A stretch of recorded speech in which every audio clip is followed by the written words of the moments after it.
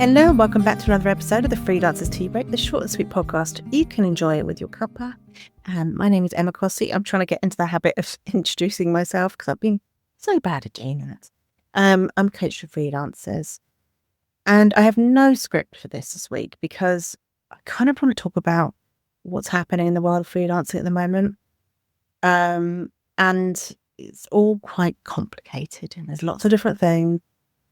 This isn't actually just restricted to freelancing either. It's the sort of business world in particular, but in particular small businesses, course creators. It's been, I would say, the last 3 to 4 months have been particularly weird. I think it's partly because of the state of the news at the moment. That seems to have unnerved a lot of people. I actually think AI has had a huge impact. I am a big fan of AI, but I think one of the challenges is that it's now allowed us to create so much more content, that so much more content is going out on social media, and we're all exhausted and drained, and there's so much information out there. I know when I'm looking at social media now, there's been a real shift away from educational content, so content sharing, like how to do things, to more storytelling content. And I think the reason is that we are, as a society, craving connection. So I think the reason we're doing more storytelling is because people want to connect with people and work with people they like. They don't just want another how-to. And to be honest, you can go on AI and find out lots of things now. I still don't think it's a replacement for some of the courses, but I can see why a lot of people are turning to it at the moment. This has meant that a lot of freelancers are finding it trickier at the moment. But on the flip side, a lot of people have gone from wanting to DIY things, to buy courses, to train up, to learn how to do things, to being so exhausted that they just want to hand over things to freelancers to do.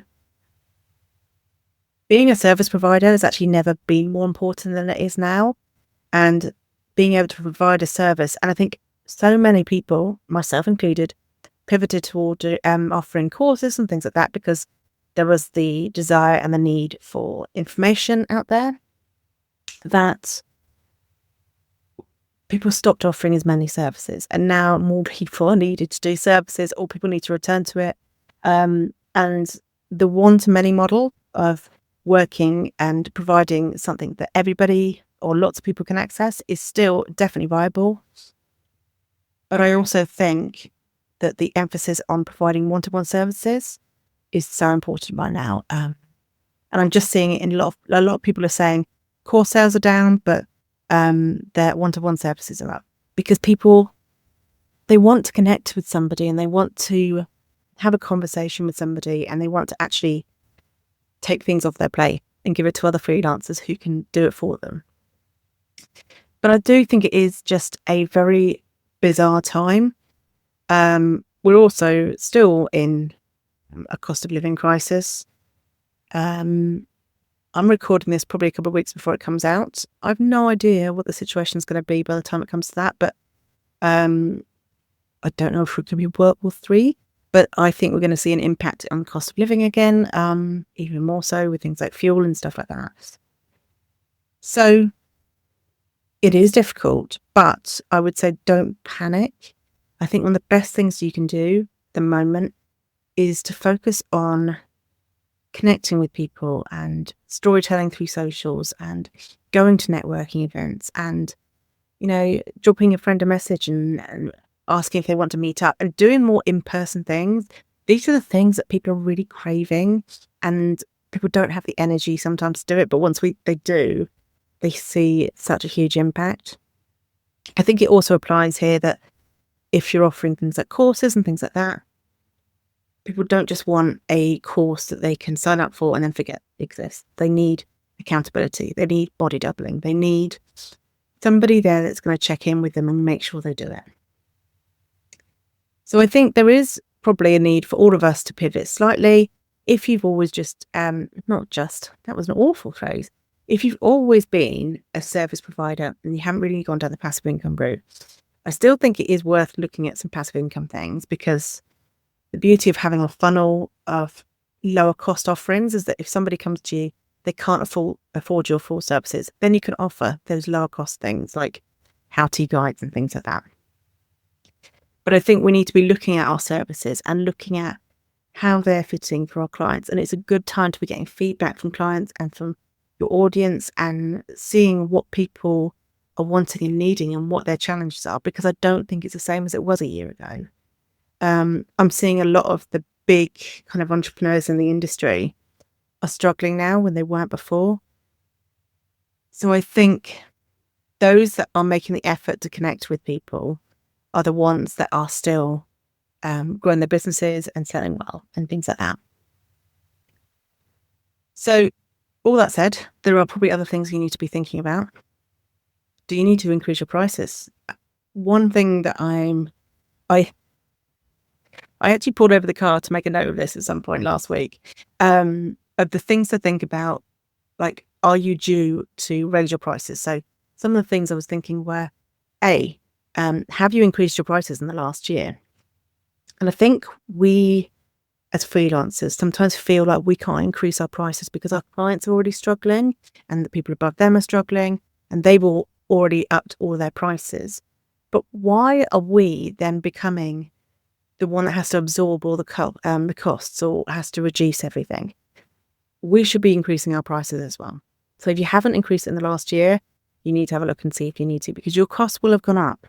They will have, depending on what services you offer or anything like that, what tools you use, your costs will have gone up. The other things to think about is, have you increased your skill set? So have you had further experiences, picked up new skills, learned new tools? These are all things that are reasons why you can increase your income. And I think the third one I've actually already covered there, which is increased costs. Have you increased your, have you had an increase in costs? Have you had to take on new software? These are all things as well to consider. There are some really good calculators out there to work out your costs. What your fee should be. Sally Ferrant has a really good one. I will put her notes or her website in the notes. So those are definitely some things to think about as well. And also make sure that your terms and conditions and your boundaries are still quite strong at the moment. Because unfortunately, because the market's a little bit more shaky, it does mean that sometimes we can find it easier to say yes to red flag clients. And the stronger your boundaries and your terms and conditions are, the harder it is for them to get through. So that's something to have a reflect on. But I know a lot of people are saying it's now harder to find clients. And it is, if you're doing the same things. Absolutely it is. It is harder than it used to be. The algorithm's busier on social media. And AI has obviously gobbled up some work. But this is why we're freelance, because we are agile and we can pivot and we can try other things. And that can sometimes be a different social media channel. It could be trying Substack if you haven't tried it. It could be going to networking events. It could be organising like a referral scheme with other freelancers. It could be teaming up with another freelancer to offer a service. So there are lots of other ways of doing this. But I just want to reassure you that if you are struggling, you're not alone. It is hard, and I don't have any kind of foolproof answers, only trying some different things and knowing that, yes, we are all a little bit thrown by everything going on at the moment. But there is definitely still plenty of things that you can do to boost your business. And also, if your income is lower than last year, or your profit actually, because of rising costs, please don't beat yourself up about that, because again, that's happening to a lot of people in the industry. But I also understand we all need to be earning enough to be able to cover our bills and things like that. But please reach out if you are struggling, either in the Facebook group or the Discord, or drop me a message. There are lots of things that you can try that will hopefully help. So that was a bit of a brain dump. I basically just wanted to acknowledge that, yeah, it's weird right now. It's really weird out there. And everything's changing. But I mean, lots of us freelancers went through COVID and lockdown. So we came out the other side of that. So there are definitely ways that we can pivot and change and do things. So I hope you have a lovely freelance week. And again, if you need any help or support, do reach out or come join the Facebook group or the Discord, because community really is key, and connecting with other people. And you don't have to do this on your own. You can get that support.